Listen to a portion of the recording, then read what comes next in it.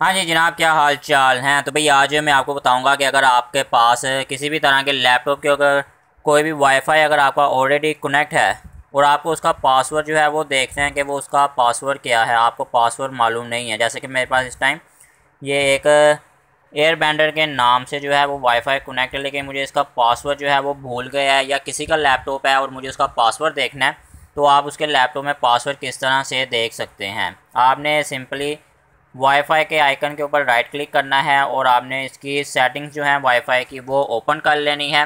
इस टाइम मेरे पास यहाँ पर विंडो 10 है। आपको कोई भी विंडो मिलेगी तो आपने कंट्रोल पैनल के अंदर भी आपने नेटवर्क एंड शेयरिंग सेंटर, आपने इस ऑप्शन पर आकर क्लिक करना है। आपको ये कंट्रोल पैनल की जो है टैब भी ऊपर देखने को मिल रही है।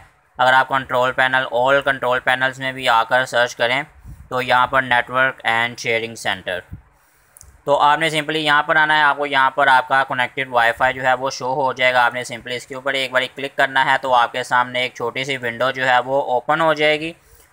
उसके बाद आपने यहाँ पर आना है वायरलेस प्रॉपर्टीज़ पर।